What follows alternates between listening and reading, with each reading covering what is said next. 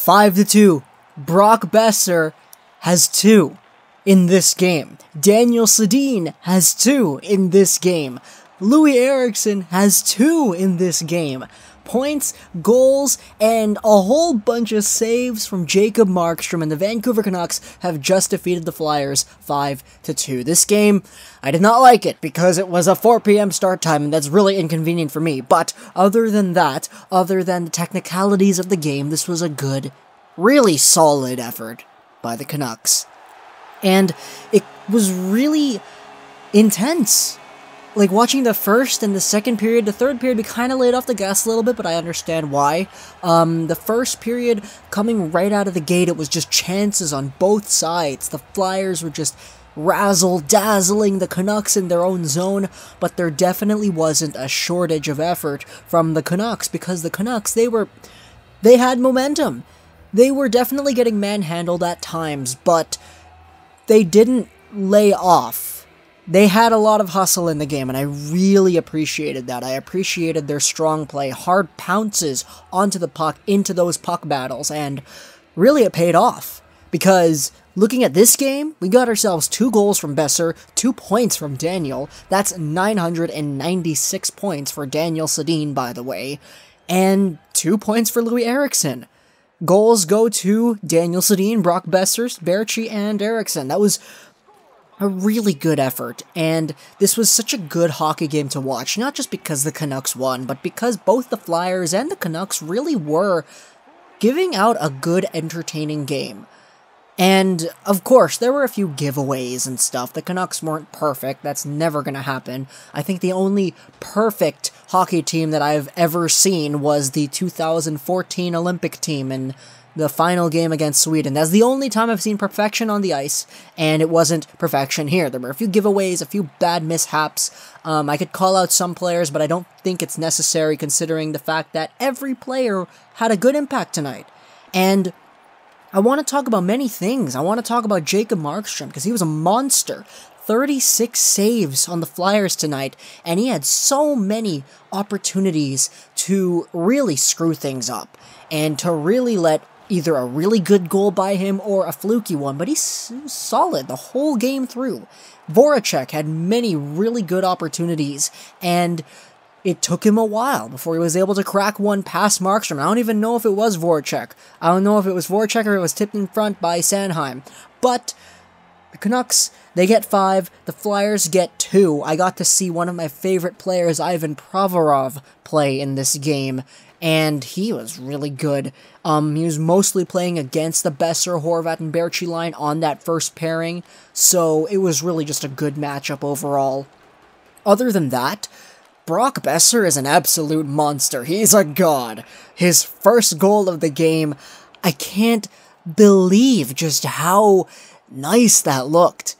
And it was such a broken play, too. The Flyers were on a change, they were breaking in, and Pugliatti's like, oh, there's the puck, I'm gonna get it. And he, takes it and he throws it all the way up the ice, and the Flyers' defensemen aren't on the ice yet, and Boeser takes it, comes right in, changes the angle of his shot, whiffs it, far side, and it's 2-1 Vancouver. Daniel Sedin's goal was also a really good goal based off of transitions.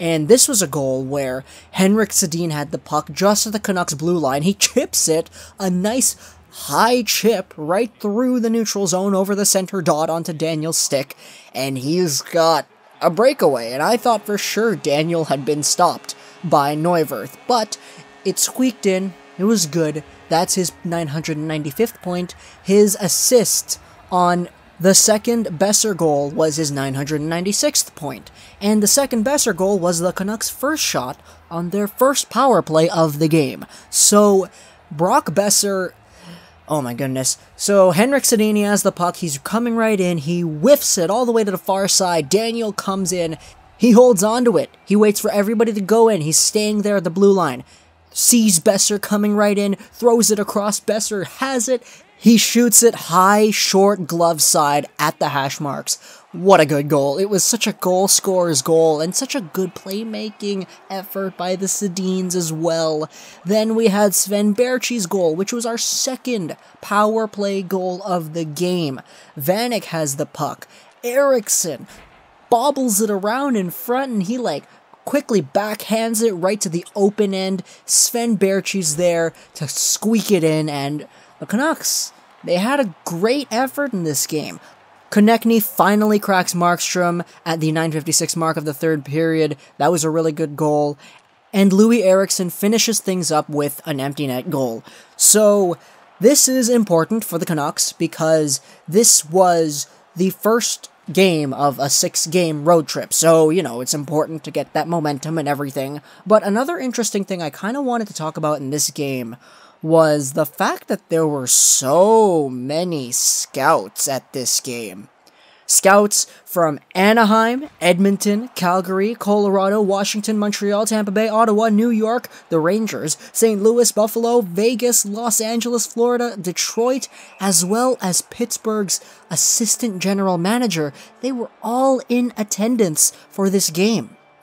And there has been a big surge of rumors recently talking about, are the Canucks willing to trade Erik Goodbranson?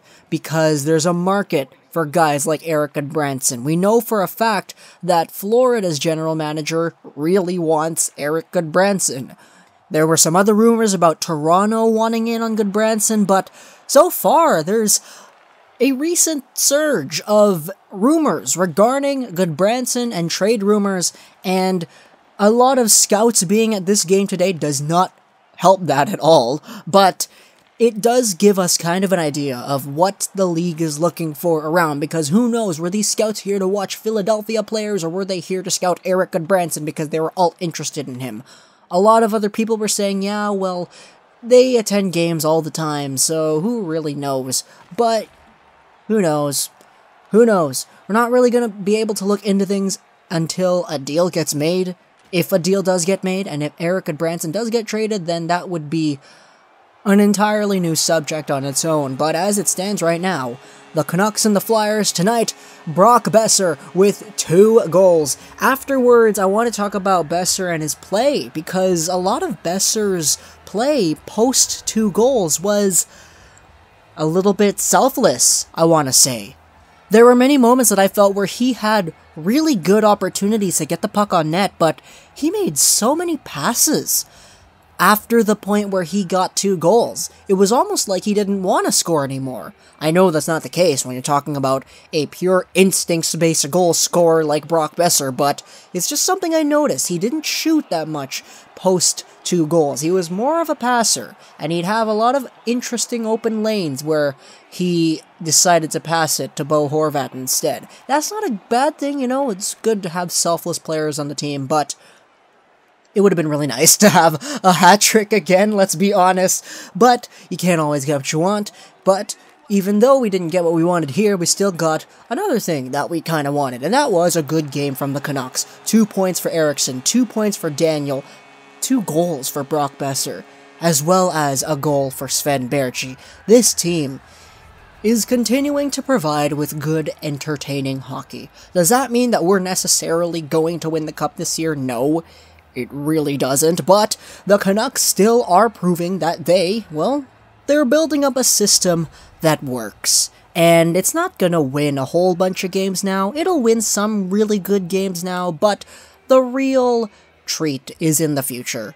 And right now, we're just in that transitioning period, so we're not really expecting that much from this Canucks team this year, so when a good game comes like this, it's refreshing, and it feels really good.